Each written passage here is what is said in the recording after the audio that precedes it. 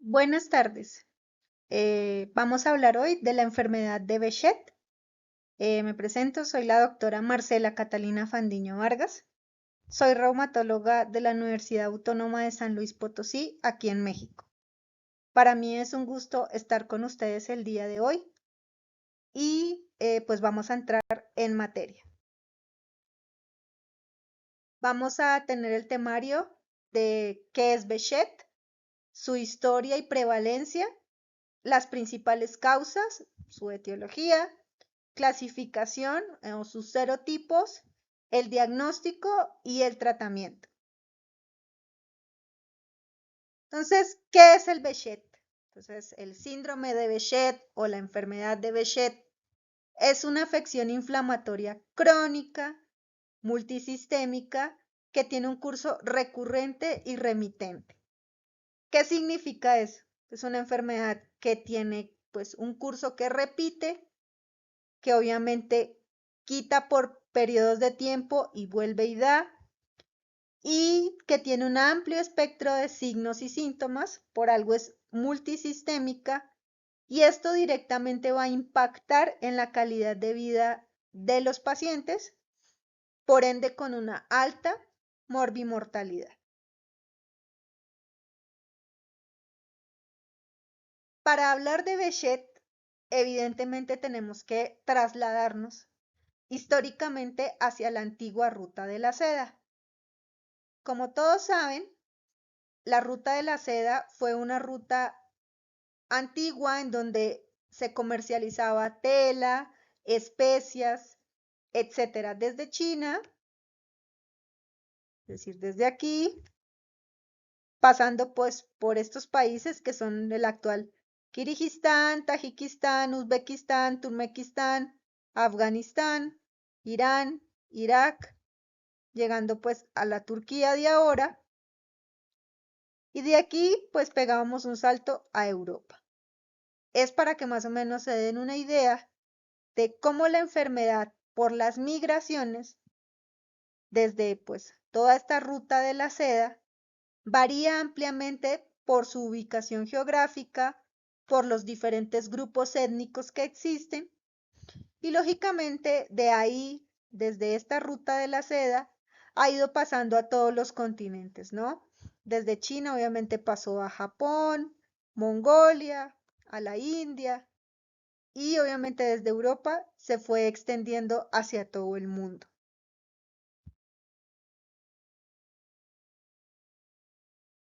Para hablar de prevalencia, como ya lo comentábamos ahorita, aquí está perfectamente descrito esta lineecita que pues engloba todos los países que están en relación con la antigua ruta de la seda, en especial obviamente Turquía, que es donde más investigaciones existen en el mundo, más serie de casos, más profesionales que están dedicados exclusivamente al estudio del Behçet, donde pues la prevalencia es de 420 casos por 100.000 habitantes. Realmente si lo comparamos con el resto del mundo, obviamente pues disminuye notablemente. Y aquí en esta gráfica que está tomada de Lancet, una revisión que salió este año, pues recientemente, podemos ver el impacto y las manifestaciones en cada uno de los países, ¿no? ¿Cuál es esa manifestación clínica más común que existe, ¿no? Entonces, eso también depende, obviamente, de qué es lo que va a estar más afectado, y esto se refiere directamente a que según la ubicación geográfica y el grupo étnico, vamos a tener estas manifestaciones clínicas.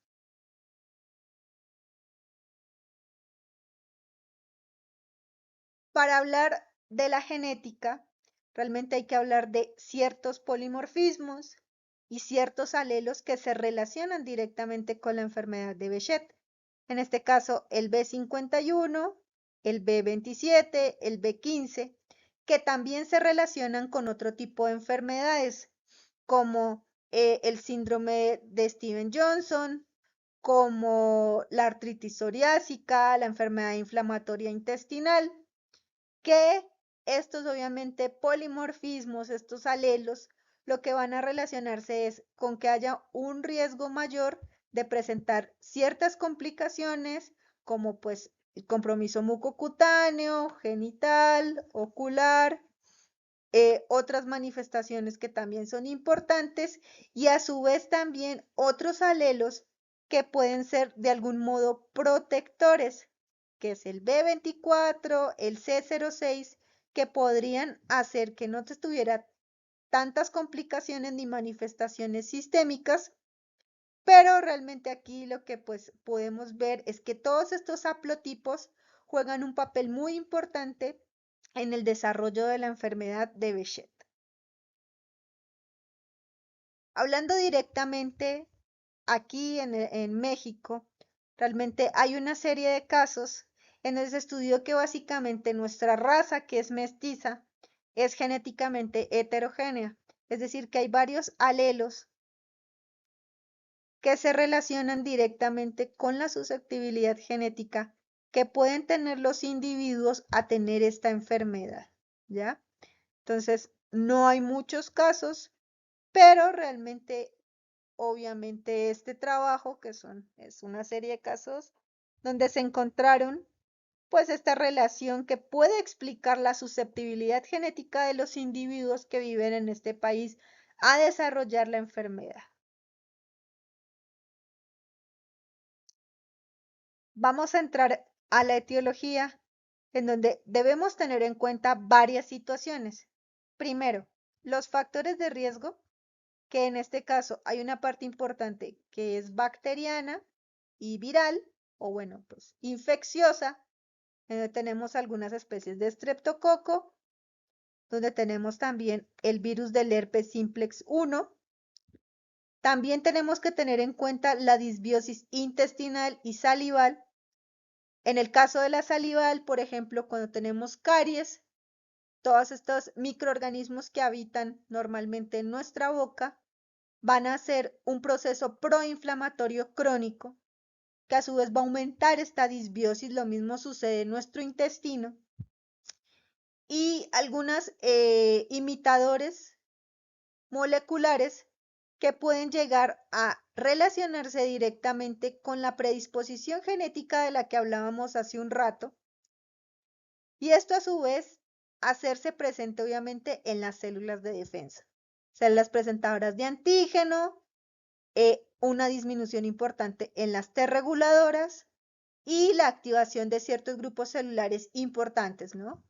Los TCD8, las natural killer y en general los neutrófilos. ¿Qué va a pasar con esto? Que esto va a activar varias vías patogénicas para el desarrollo de la enfermedad, aumentando la citotoxicidad, aumentando obviamente estas trampas de netosis, obviamente de procesos oxidativos, en donde van a desarrollar o va a haber un aumento de citoquinas proinflamatorias, que a su vez lo que van a dar origen es a las manifestaciones clínicas de las cuales vamos a hablar más adelante.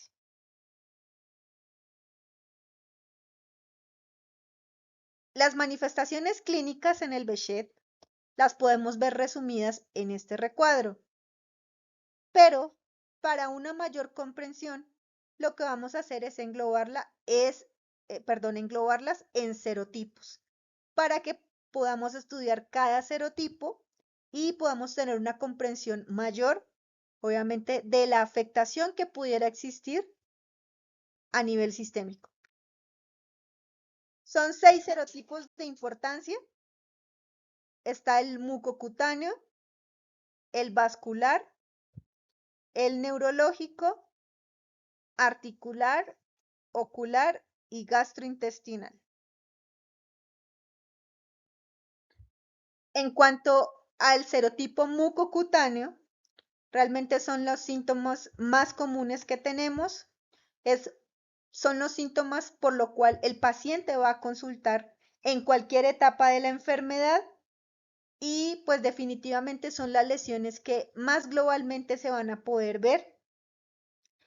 Y hay que tener en cuenta que cuando aparecen estas lesiones, en un transcurso de 5 a 7 años, podemos observar ya las complicaciones a nivel sistémico. Entonces, es importante tenerlas en cuenta antes de que haya manifestaciones graves para poder llevar un tratamiento precoz y una detección temprana.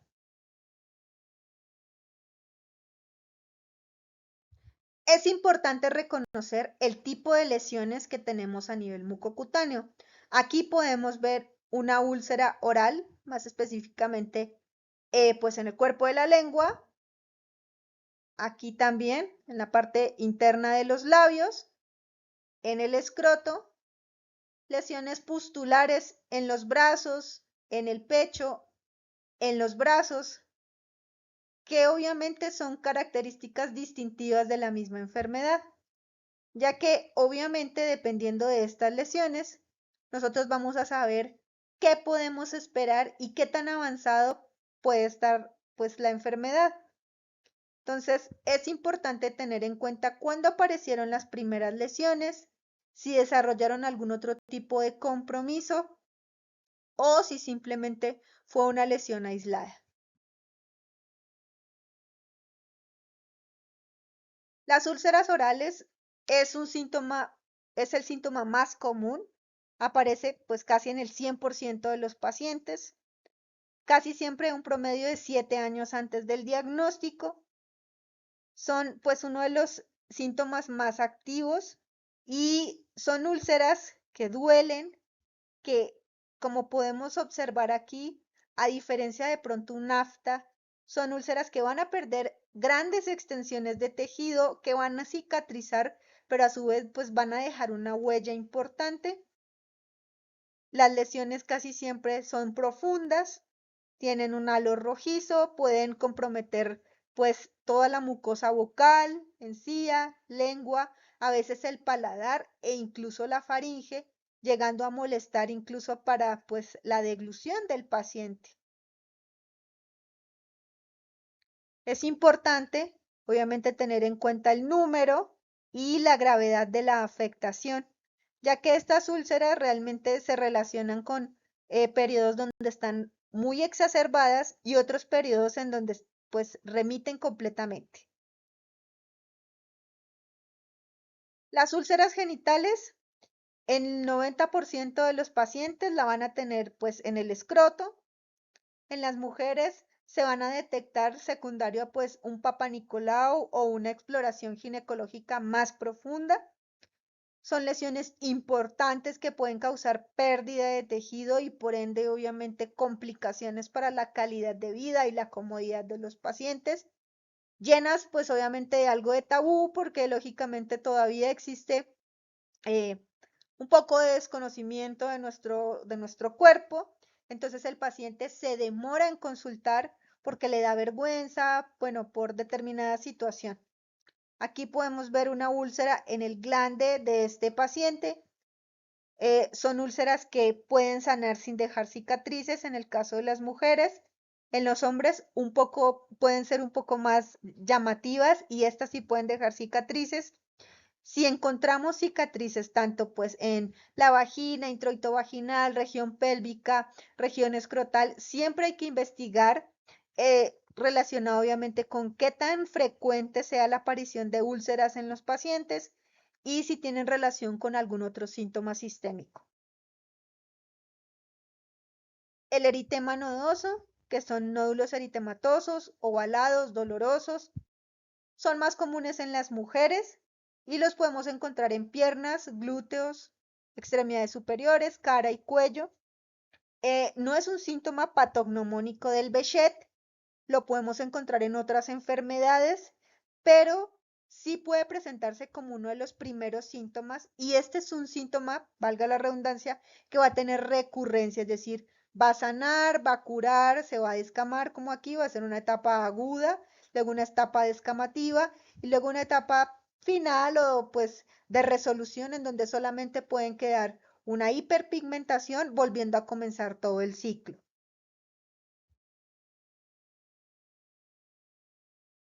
La foliculitis básicamente son lesiones de papulopústulas, son estériles. Los pacientes la confunden casi siempre con el acné. Podemos ver que tiene un halo eritematoso y casi siempre obligan a consultar porque son pacientes que piensan que es un acné vulgar serio, ¿no?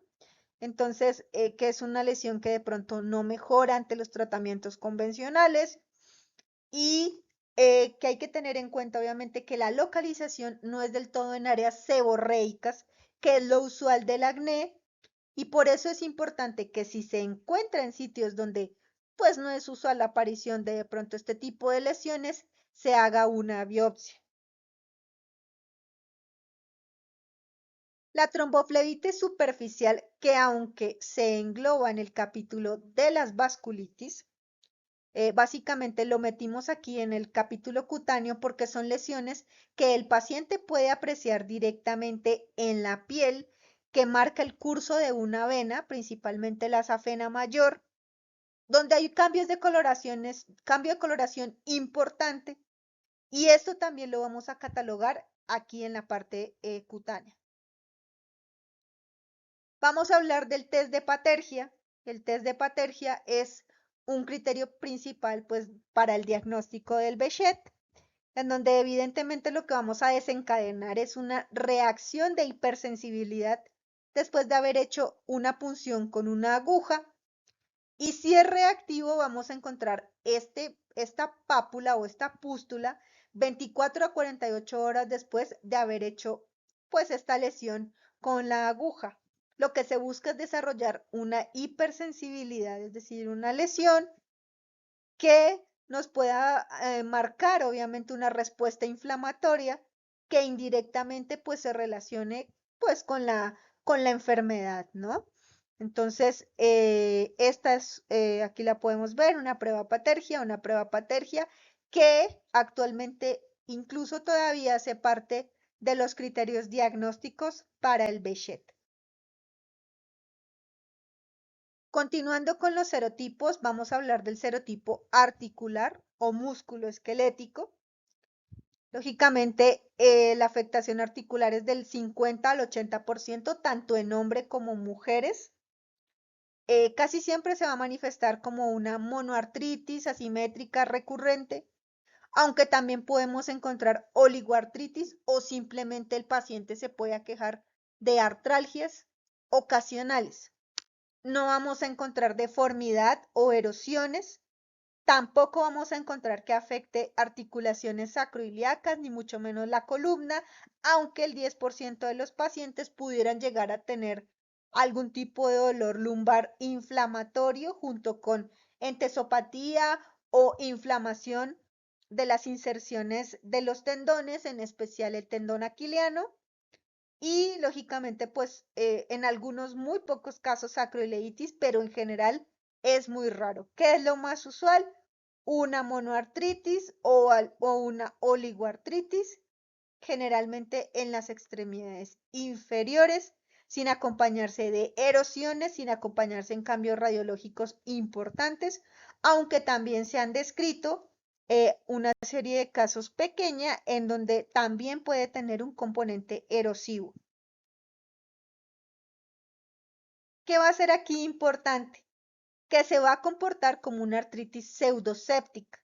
Es decir, que cuando tomamos por una punción de ese líquido sinovial, por una artroscopía también, lo que vamos a encontrar es una reacción de la membrana sinovial parecida a la patergia, pero en este caso, pues magnificada en las articulaciones. ¿Qué más vamos a encontrar? Pues la BCG y la PCR realmente pues elevadas porque es un proceso inflamatorio como cualquier otro. Los anticuerpos más comunes, el factor reumatoide, los anticuerpos antinucleares y los anticuerpos citrulinados pues van a estar negativos. Y en este caso la afectación articular va a estar más relacionada con el haplotipo HLA-B5. En cuanto al vascular, tenemos una afectación vascular que va a comprometer del 15 al 50% de los pacientes. Esta afectación, el 85% es venosa, tiene un curso recurrente y tiene una altísima tendencia trombótica, en donde obviamente su predilección es básicamente las venas de las extremidades inferiores, aunque también con algunas excepciones a la regla. Son ataques vasculares recurrentes que lógicamente se van a relacionar con una tendencia trombótica bastante alta, que no está relacionado directamente con un factor desencadenante de trombofilia, es decir, con una reacción trombótica por alguna falta de proteínas o por algún otro mecanismo que se pueda explicar de alguna u otra manera.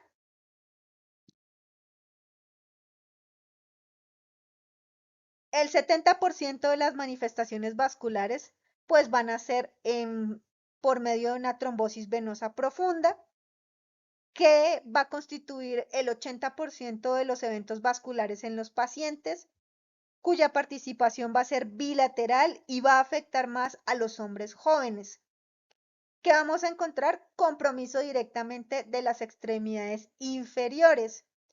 A su vez también otros síntomas en donde vamos a tener compromiso de las venas hepáticas, suprahepáticas, del seno venoso cerebral y sobre todo de las arterias pulmonares.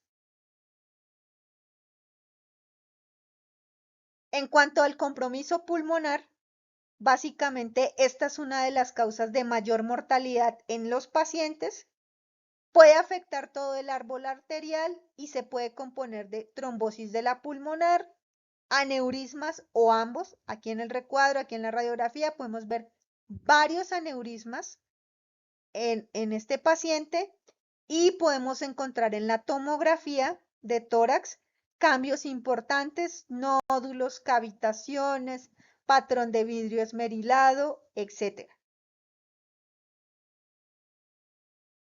También podemos encontrar otras manifestaciones asociadas, como trombosis de la vena cava y, en menor medida y más raro aún, trombos intracardíacos.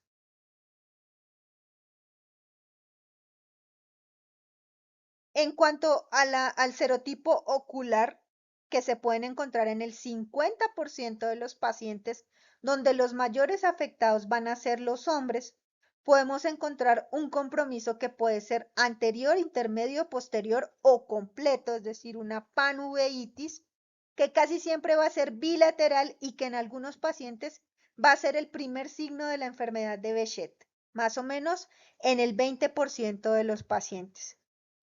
Es una enfermedad que va a relacionarse directamente con un compromiso, pues, de la calidad de vida de los pacientes, dependiendo obviamente de la gravedad. Gracias a, porque ya existen varias terapias farmacológicas que han disminuido obviamente la relación con la pérdida completa de la visión. Sin embargo, pues hay que tener en cuenta las complicaciones que pudieran pudieran llegar a existir, obviamente, dependiendo si la afectación es anterior o posterior.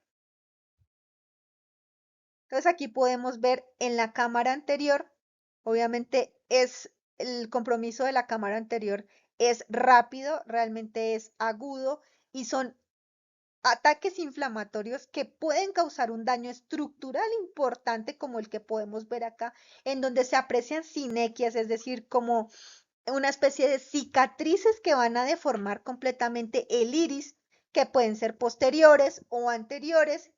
Aquí podemos ver células epiteliales que están flotando directamente en la superficie del cristalino y que también denota obviamente la inflamación, obviamente, y las sinequias que existen en la cámara posterior que están traccionando el iris y la superficie anterior, obviamente, pues del cristalino. En la cámara posterior es mucho más compleja. Obviamente existe el riesgo de una oclusión y una vasculitis retiniana que va a ser necrotizante y que a su vez va a originar opacidad vítrea, va a ocasionar hemorragias masivas, papilitis o inflamación de las papilas ópticas y una atrofia completa del nervio óptico en donde ni siquiera podamos distinguirlo. Aquí podemos ver la inflamación, pero aún se alcanza a ver una parte del nervio óptico. Aquí ya no por la gran cantidad de edema que existe y aquí está completamente perdida la relación. Obviamente el pronóstico es un poco más complicado porque lo vamos a ver relacionado obviamente hipertensión endocraniana asociada y si hay microvasculitis obviamente en las arteriolas del nervio óptico. Esto va a condicionar una atrofia óptica progresiva y va a haber una pérdida irreversible de la visión. Hablando del serotipo de neurológico, podemos encontrar dos formas principales. La primera es una forma parenquimatosa, la segunda es una forma vascular. Afecta más o menos el 5% de los pacientes, que son los hombres, y se asocia con un altísimo riesgo de recaída. ¿Qué puede pasar con el neurobechet? Puede estar asociado directamente a la enfermedad o puede tener complicaciones aunadas al mismo. ¿Qué vamos a encontrar? En el 80-90% de los pacientes va a haber afectación, obviamente, del telencéfalo, la unión diencefálica, el tálamo, los ganglios basales. La médula casi nunca se va a ver afectada, pero en parte obviamente va a ser una afectación pues vulvar, es decir, el mesencéfalo, protuberancia, bulbo raquídeo, y también vamos a encontrar una forma vascular que tiene un pronóstico ligeramente mejor que el parenquimatoso. Obviamente, pues vamos a encontrar también complicaciones asociadas a los tratamientos del Behçet que van a empeorar, obviamente, la neurotoxicidad que existe en estos pacientes. El compromiso parenquimatoso es una de las complicaciones más incapacitantes del Behçet. Entre un 75 y 80% de los pacientes quedan con secuelas importantes, es decir, pacientes que no vuelven a ser funcionales. Puede ser agudo o subagudo, en donde podemos encontrar neuropatías craneales, ataxia, disartria, es decir, un compromiso cerebeloso importante junto con dolor de cabeza y los síntomas neuropsiquiátricos que han derivado en hay varios estudios. De hecho, hay una carta al editor reciente en donde se preguntan si el síndrome del guasón, es decir, del Joker, es una característica distintiva del neurobechet, ya que muchos pacientes por la afectación vulvar que tienen van a presentar diferentes síntomas neuropsiquiátricos que van a condicionar un deterioro importante en la calidad de vida de los pacientes, que indirectamente son proporcionales a las lesiones que puedan existir y que podamos ver por medio de imagen. En cuanto al compromiso vascular, es una vasculitis de vaso variable y lo que vamos a encontrar realmente es una trombosis venosa en el 20% o una oclusión arterial o formación de aneurismas del 3 al 5%. Es importante pues hablar de que son pacientes que sí van a tener afectación como hipertensión endocraniana y son pacientes que dependiendo obviamente de qué otra afectación sistémica tenga, puede tener un mejor pronóstico o no. Tampoco pues vamos a ver mucha relación, por ejemplo, con manifestaciones hemorrágicas.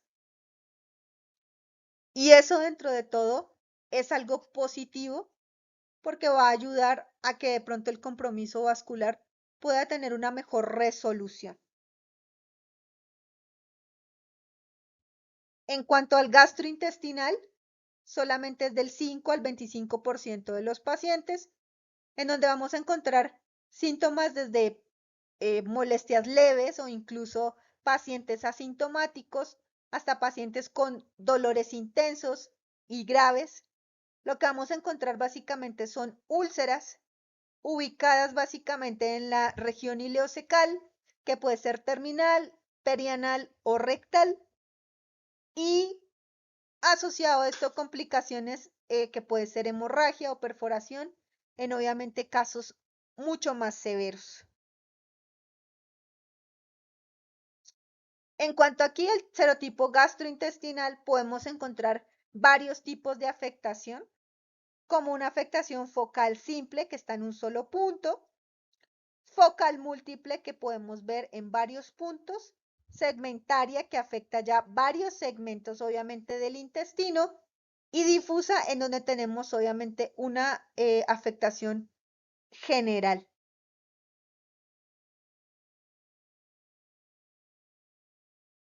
Para irnos ya al diagnóstico, tenemos tres diferentes criterios. En este momento usamos los criterios internacionales de 2014, donde le ponemos una puntuación importante. ¿Recuerdan la prueba de Patergia? Bueno, este es un criterio bastante importante para hacer diagnóstico, junto obviamente con las manifestaciones clínicas que puedan tener los pacientes. Tiene que ser obviamente, tienen que existir las úlceras, que pueden ser orales, genitales o pues un compromiso ocular bastante importante, junto con una prueba de Patergia y tenemos que tener una puntuación de al menos 4 para hacer un diagnóstico de Behçet con una sensibilidad y una especificidad relativamente alta. Los criterios de unos años para acá realmente no han cambiado, siguen siendo muy parecidos, en donde básicamente lo que vamos a tener en cuenta es la clínica. El tratamiento lo podemos, lo podemos dividir en serotipos también. Podemos dividirlo en el serotipo mucocutáneo, neurológico o vascular, que podría ser el más delicado de todos, y del sistema nervioso central y ocular, que también creo que el B y el C son los más complejos, que pueden causar obviamente complicaciones más graves e incluso pues aumentar la morbimortalidad en estos pacientes. Básicamente vamos a tener medicamentos de primera, segunda, tercera y hasta cuarta línea, en donde si es mucocutáneo, la colchicina más los esteroides tópicos van a ser el caballito de batalla que nos van a ayudar a controlar este tipo de lesiones, junto con la azatioprina y los inhibidores de TNF y los antiinterleucina 1, que también van a ser útiles para este tipo de serotipo. En cuanto al compromiso neurológico, periférico y vascular, obviamente vamos a tener que usar como primera línea inmunosupresores para manifestaciones graves, ciclofosfamida, ciclosporina y pues azatioprina. Estos pacientes evidentemente tendrán que iniciar una terapia anticoagulante y esteroides dependiendo obviamente de la manifestación que tengan. Con ellos también vamos a usar los anti-TNF nuevamente y como tercera línea incluso interferón alfa, que ya no se usa tanto, pero lo podríamos llegar a usar en algunos pacientes. En cuanto a los pacientes con manifestaciones directamente pues vasculares graves, como serían lo arterial o aneurismas, directamente inmunosupresores como la ciclofosfamida, anticoagulante y pues valorar si es necesario hacer algún proceso pues por cirugía endovascular. En cuanto a las manifestaciones parenquimatosas y oculares del Behçet, directamente vamos a iniciar con pulsos de esteroides de metilprednisolona junto con azatioprina, anti-TNF y como tercera línea podría ser tocilizumab, en este caso SIVA, y la ciclofosfamida. Como podemos ver, cada uno de los serotipos tiene un tratamiento parecido y tener en cuenta también que hay pacientes que no tienen afectación solamente de un serotipo, sino que pueden tener compromiso de varios. En ese caso, tendríamos que buscar la mejor opción para que el paciente estuviera cubierto.